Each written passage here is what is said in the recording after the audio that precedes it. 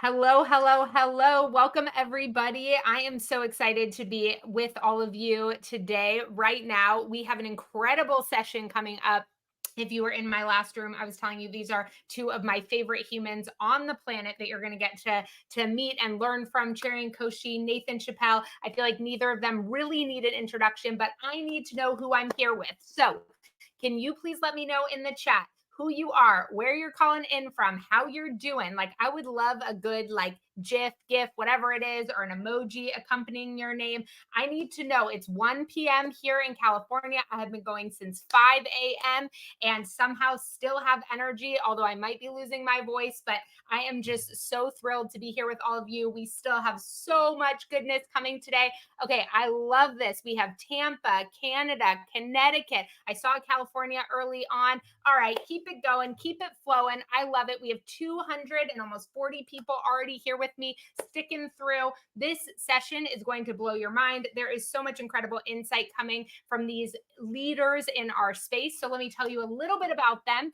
Cherian Koshy is a leader in the social impact sector, transforming nonprofit operations and strategic development for over 25 years, holding the certified fundraising executive CFRE, chartered advisor in philanthropy, and a Series 65 license. Cherian brings unparalleled expertise to financial strategies and philanthropy. At Kindsight, Cherian merges advanced technology with impactful strategy to develop solutions.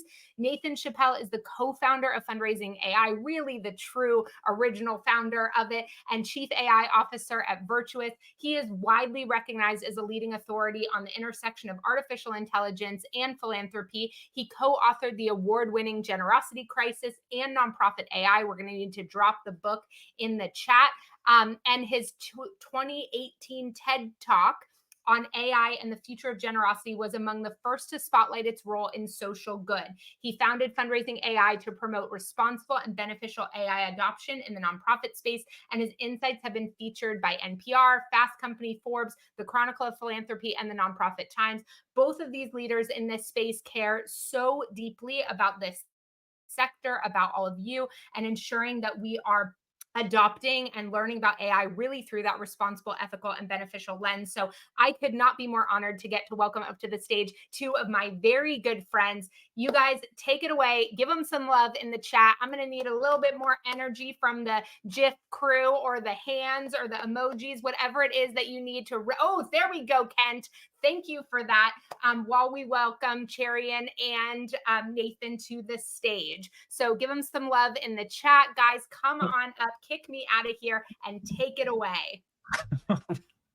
Nice. Yeah, Thank you, Mallory. Yeah, thank you, Mallory. Her voice is holding up pretty good because she's used like 100x more words than her normal day. Although she uses a lot of words anyway with her podcast and all of her coaching and all that kind of stuff. She's made for this kind of thing. Absolutely. Well, here we are. Yeah. So we've got 25 minutes. We've got a lot to cover.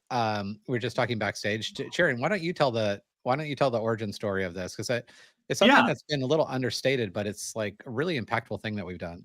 This, well, I mean, it is what it is. I guess we'll let people decide if it's really impactful. But I think the fun part of the story is that, many of you probably don't know this, but Nathan and I, we obviously work at different companies. We used to work at different companies that were competitors. And when Fundraising AI was launched, there were advisory council meetings all over the country.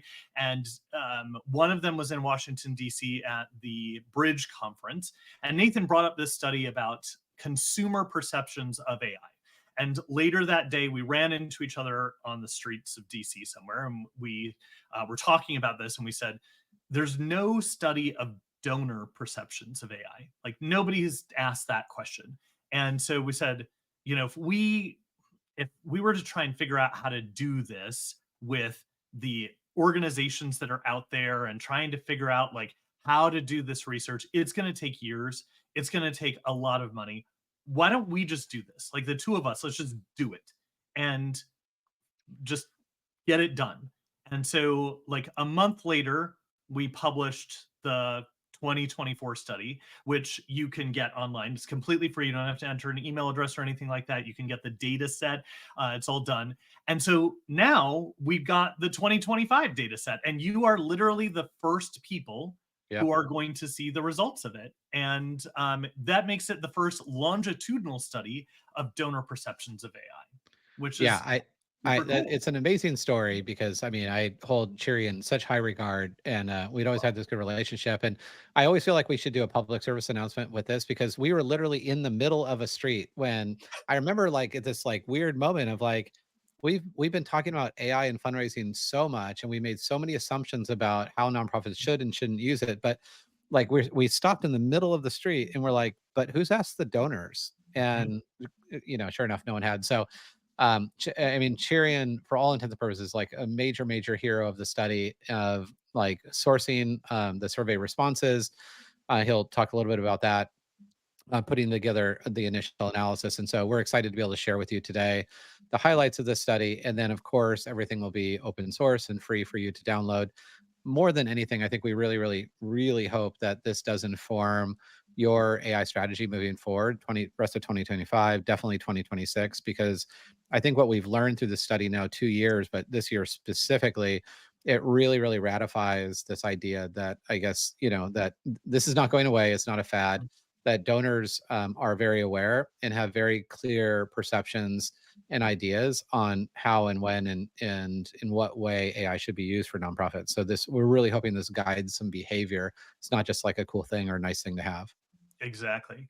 So I do want to add one caveat, which is that I am on the board of AFP. The Fundraising Effectiveness Project is a project of AFP and Giving Tuesday. I'm also on the board of the Giving Institute, which publishes the Giving USA study. So those have data sets that are sourced from other entities. They're either sourced from 990s, or sorry, from tax returns or from CRM data. And so those have its benefits and its limitations. So our argument here is not that those resources are bad or that other Right. studies are incomplete or anything like that.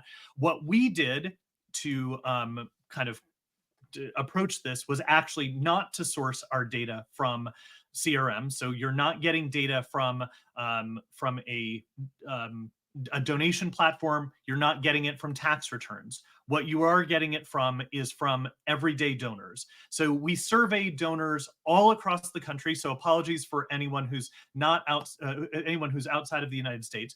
We limited this study to just the United States in the interest of time and expense. If you are from another country, we would love to partner with you and do one in another country for sure.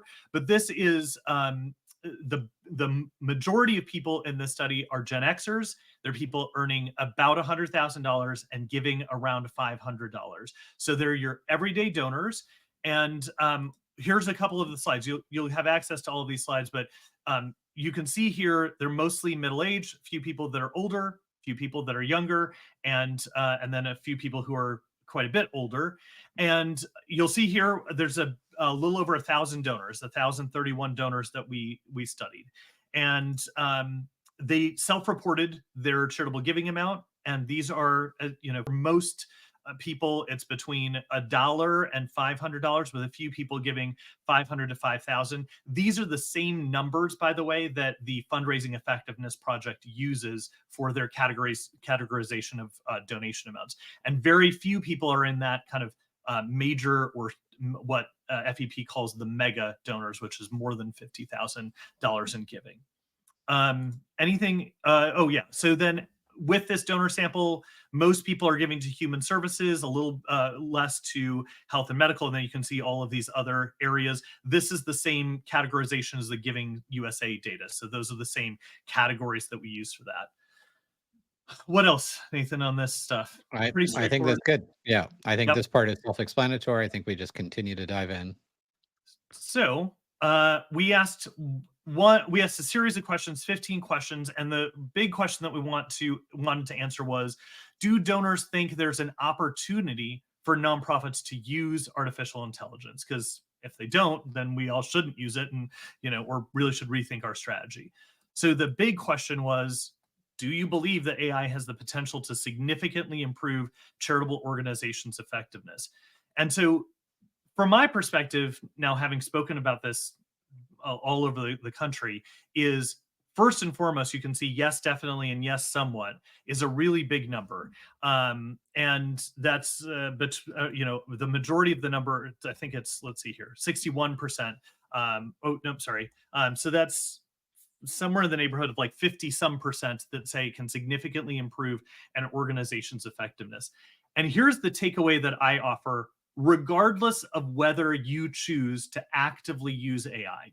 When a donor sees this question and they say AI has the potential to significantly improve an organization's effectiveness, they are in essence saying organizations are ineffective. So again, whether you choose to use AI, the underlying truth of this question is that donors are saying there is ineffectiveness, and we believe that AI will help in the case of answer number one and answer two. But for those that are unsure, there is also an element of they are ineffective and they need to be addressed there as well. Yeah, I think last year when we were looking at kind of the overarching theme of the report, it was essentially similar in that sense that donors were curious about the use of AI, less informed, obviously, than they are now, right? And our study will show that people are more informed this year than they were last year, but that the overarching theme last year was that AI should be used by nonprofits in ways that instill trust, and that was really manifesting it through privacy and security, from that perspective. Like, how do you use AI to make sure that my information as a donor is secure? But it's the same effect that was what Cherian was saying. It's the same effect of like, do they not trust you, or are they just saying we want to trust you more? And so Mhm. I think it goes back to that issue. And yeah, this is 51%.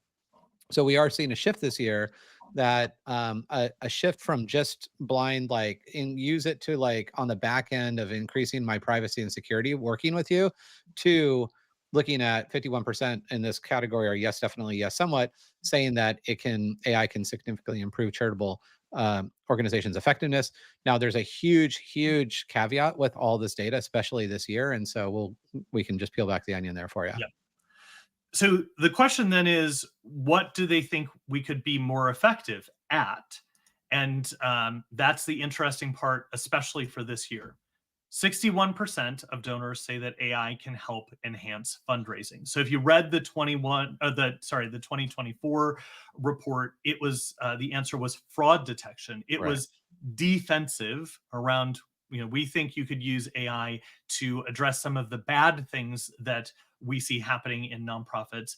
This year, the vast majority of respondents said, we think you can actually use it to raise more money, which Yeah. is A big shift. big shift. Really, really interesting. So here, then was then the second answer. Donors say that AI can help improve operational efficiency. So sort of back office concepts, but certainly, a concept around operational, just being more efficient. And then the third answer was donors say that AI can help prove the work is being done. Ultimately, demonstrating impact was the third answer. So if And you, interesting, both of those last two, though, the 58% and the 53%, also relate to trust, right? So it's like, saying use this to improve efficiency, meaning maybe you're not as efficient I'd like you as you to be. So improve your efficiency. The second is, proving that, a dollar that I give to you is going to be most effectively used. And so, I mean, there's just so many ways that AI can be used to help bring donors confidence in your ability. yeah, so you can see, the top three were significantly, really high, and then number four, moving from one to four, from Yeah, first last year place that to was fourth number place, one. Yep. fraud detection, and then if you think about the question, which areas do you think AI could most benefit charitable organizations, to have almost no people saying none of the above is interesting. Like, they picked something that they thought would benefit our organization. So that's interesting. So what would it be appropriate to use AI for? Basically anything. This is the percent saying it was appropriate, meaning they gave it a 4 or a 5, and it's basically everything. So we asked them, would it be appropriate for impact measurement and analysis, for financial management and fraud detection, program delivery like beneficiary chatbots, donor communication, personalized emails, or solicitation, fundraising appeals? And they said, yeah, any of those things, we're okay with those things. We think it's appropriate for you to use them for those things. So that's our takeaway from this, at least as practitioners and people in the space, is that you can take away this data, whether it's in the written report or in these slides that you'll get, is that you can take this to your organization and say, this gives us a baseline. Are these literally your donors? Of course not. Are these the exact things that you should do with your organization? Maybe, maybe not. But it gives you the grounding to be able to say, we can do some strategic pilots. If you were in Beth Cantor's session, you've got some ways that you can take this and then start being curious, as Nathan talks about in his keynotes all the time. What can we now start to question? What are some of the things that we can do to approach some of the work, knowing that there's a general level of comfortability, a general level of openness towards AI from a wide range of donors? Or not do, as the next slide will share, Yeah, which is equally as important. exactly. So where are the lines? Like what should we not do? So the number one thing that donors said this year, which again was a change from last year, 34%, which was the largest number of donors, said that deception was the number one thing they were concerned about. AI bots portraying themselves as humans. So the line that they said was kind of the flashing red concern. And so apologies that the title or the labels here are a little small, but you can see here in terms of which of the following concerns you have about organizations using AI. Privacy and data security was number one, mid 60s. Bias or unfair decision making, algorithmic bias, was number two. Loss of human touch in donor interactions moved from number one in 2024 all the way down to number three. And then you can see all the way down from that: high implementation costs, job displacement of staff, over reliance on technology, and none of the above. So, donors are concerned about using AI in different ways. So, privacy and data security. Scott talked about having your AI policy this morning. If you don't have an AI policy, particularly handling data security, that's going to be the first thing that you rewatch, or I guess watch if you haven't Yeah, seen for sure. Yeah. All So right. the takeaway here is that getting it right matters. As Nathan just mentioned, trust matters, and what we found is, and we found this true in 2024 as well. For every donor who would give more than two would give less if you were using AI. So we asked them, how likely would you be to give if a charity you knew was using AI? So there's a ton of different ways to interpret this. There's a number that would say we're more likely to give. There's a large number who say no effect either way. There's another large number that would say it depends or they're not so sure. And of course, there's a large number that say they're less likely to give. And so if you don't function in the world of trust, if you break the trust, they're certainly less likely to give. Yeah. Yeah. And I think, this report, one is keeping humans at the center of what you do, and, human impact is key. This study had something, the next two slides here will highlight, literally, if there's one thing that you're going to remember from this entire conversation, it'll be the next two slides. It's what to do about it. And in the end of the day, when we talk about operating in the currency of trust, we don't sell products or services. We operate in the currency of trust. Donors want to know, trust is built, it's hard won and easily lost. It's built on ethics and competency. And so when we really look at this slide, and hopefully you take this back and say, look, donors are open to using AI, but not all AI is created equal. Can we use AI in a way that will increase trust? Transparency is absolutely key. Is the overarching theme of the report. And the next slide will show that 9 out of 10, like literally 92% of donors say that transparency is very or somewhat important. And so, well, Cherian and I do a lot of presentations around the current state of giving and AI and that intersection. We know that AI adoption somewhere between true adoption, like authorized versus shadow adoption, runs at somewhere 80%. Means 80% of people are coming to work every day and using some form of AI, whether they know it or not, or whether it's part of any strategy.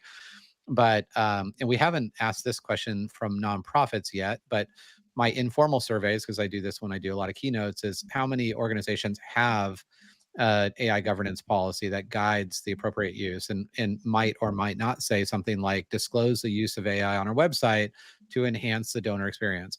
It's around 5% of those that I work with. I don't know, Cherian, if you have a different No, that's number. yep. It's very Yeah, much the so same. go for it. So the question then is, what does it mean to be transparent? Like, of course, like we all want to be transparent about that, but then we asked donors, so what do you mean by transparency? And they gave us that answer really specifically. So what specific information would you want a charity to share if it uses AI? So the number one thing is a clear explanation on your website. So this is your action plan. If you are taking what Scott told you about your governance policy and you're starting to pilot AI initiatives, you're thinking about what to do, the number one thing is to have a clear explanation on your website. The second thing is to be very public about how you are reviewing your AI outputs by a human. And the third is actually proving that there's some impact, there's some thing that's being achieved by your use of AI. Number four is the ability to opt out of AI driven interactions. And number five is third party audits of AI systems. But here's the thing that I want to point out about this slide.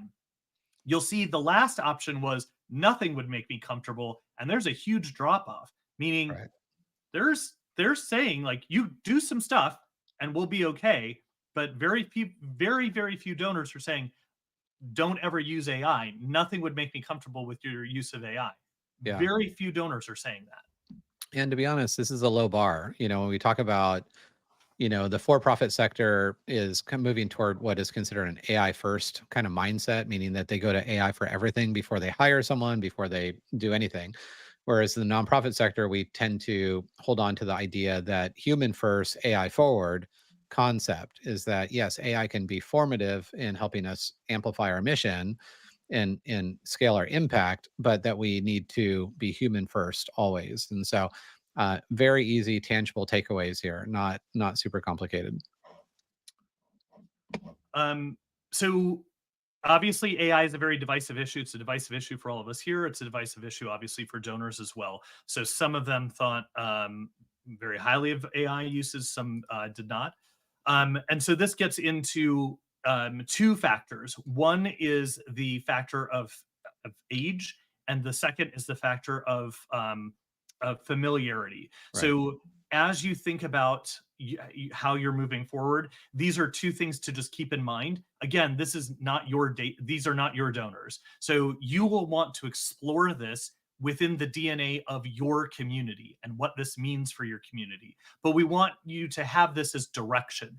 In our data set, what we found was Gen Z donors were 24% more likely to give with AI, and if you were using AI, and they were 30% more likely to appreciate personalized appeals.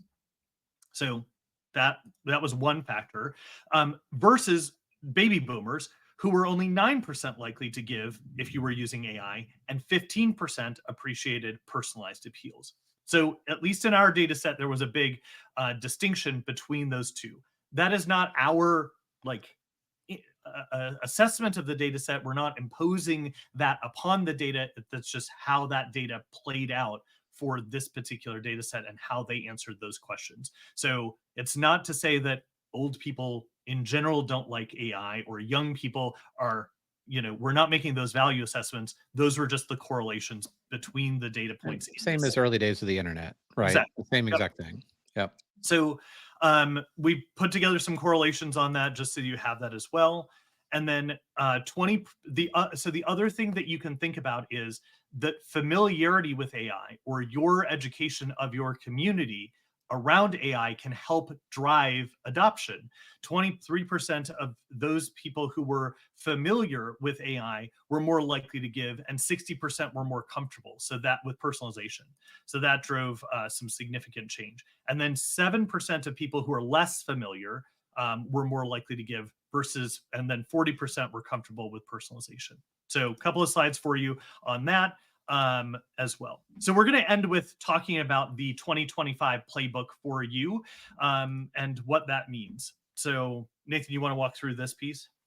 Yeah, I mean, and just a real quick, comparison, because we're basically out of time, and I know people are asking for the report. This is, again, we didn't release the report until this session, so the report will be released. It will be at, I assume you're going to put it on your website again, Cherian.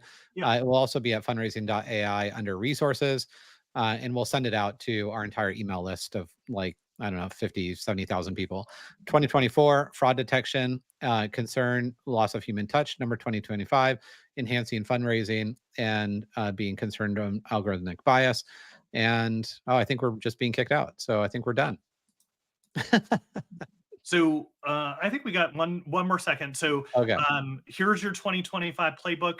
Lead with an impact story, target education to the wary, offer privacy first tracks, and visibly keep humans in the loop, and segment and segment and target those donors. So the question for donors is no longer if AI will feel impersonal. It's now, will the use be fair and useful enough? So stay in touch, and we will continue to let you know about future studies, and make sure that you download the study and let us know what we can do to study even further. Yeah, huge shout out to you, Cherian. Thank you for all the hard work and putting this together, and for letting a conversation in the street turn into something that I think is very formative for a lot of people. So right back at you. Appreciate your partnership, Nathan, and friendship. Yeah, likewise. Nathan Mallory, you're and back. Cherian, are you? I know I'm back. Hi, you're not getting kicked out though. Well, you are, but you have like 3 more minutes. Are you guys going into a lounge right We are. now, or Yeah. you are? Okay, great. So I just wanted to double check that. So folks, the party does not have to end. I just want to make sure you get all of the resources, because Kindsight, first of all, is offering the ultimate guide to data-led fundraising to all fundraising AI summit registrants. So this playbook offers an approach to fundraising that continues to build trust and human connections while tapping into modern shifts in data and technology that have forever transformed the way we work and give. So I want to make sure you have the ability to download that. And then we want to get your feedback on the session. So you should be able to, I have to find that slide, which is gone from my deck somehow. Okay, here it is. So we want to make sure that you can give us some feedback on this amazing session from Nathan and Cherian, and that you are will share everything that you share with us with them.